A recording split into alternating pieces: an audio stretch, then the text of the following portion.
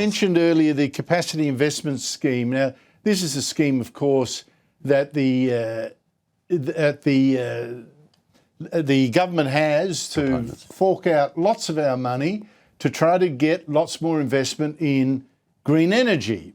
Now, obviously, we're very keen to know how much that is costing us. And you asked that question in Parliament today. Can the Treasurer please inform the House of the cost to the Commonwealth budget on a 25-26 year of the Commonwealth's capacity investment schemes, and to assist the Treasurer, I believe that they should be noted within the quantified contingent liabilities.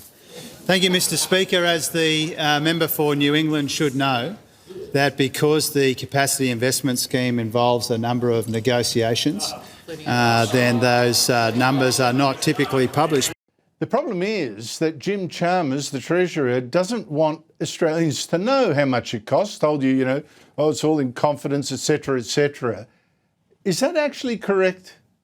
No, it's not. See, what budget papers are, Andrew, and I know you know this, they're actually the disclosure to the Australian people of how the Australian people's money is being spent. The whole point of a budget paper, the whole point of financial reports, is to tell you where your money is being spent. Now, Mr Chalmers, Dr Chalmers of political science, says that they've been disclosed in the usual way. They were his words in the answer. No, it's not the usual way. The usual way is to actually disclose them. But in the budget papers, they're NFP, not for publication. And the agreements, if you are commercial in confidence.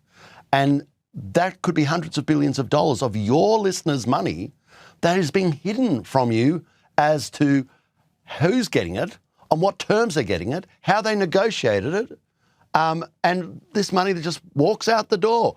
Now, the interesting thing, because it sounds outrageous, the interesting thing is Katie Gallagher thought so as well.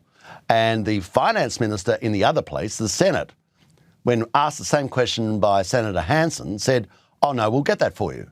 And of course, now they're in panic stations trying to backtrack because they know full well that people will lose their mind when they find out how much has been paid in this giant swindle called the capacity investment schemes, which is the subsidisation of billionaires to underwrite them so they get a guaranteed return on their investment, even if they don't produce an electron of electricity. Barnaby, just finally, the fuss about Israeli Prime Minister Isaac Herzog coming to Australia on Sunday to console the Jewish community, calls for him to be arrested, protests about him allegedly being a war criminal, which is just rubbish. The ABC promoting these claims against him, the hate speech against him. It seems to me we have not learned the lessons of Bondi to tone down that hate, tone down that rhetoric. And once more, we see them drifting towards anti-Semitism. After the rhetoric is over, the drift back towards anti-Semitism has begun.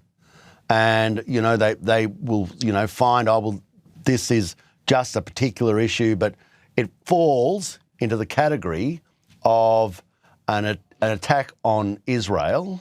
It falls into the category of giving themselves license to have a demonstration where inevitably the wider scope of this hate, the wider scope of this sort of defilement of the Jewish people comes into play. I would bet that if you go to that demonstration, you're going to find a lot more than just issues in regards Mr. Herzog. You'll find the whole gambit of anti-Semitism, attacks on Israel, the whole sort of idea that, we must, people's views that they want to rid the world of the Jewish people. But the thing is, it's a current in which swims a lot of other people who will use the hatred, the extreme hatred, to justify their own undoubted anti-Semitism. That's the problem. It creates an environment in which anti-Semitism then blossoms or stinks, whatever you want to say. Barnaby Joyce, thank you so much for your time. Absolute pleasure.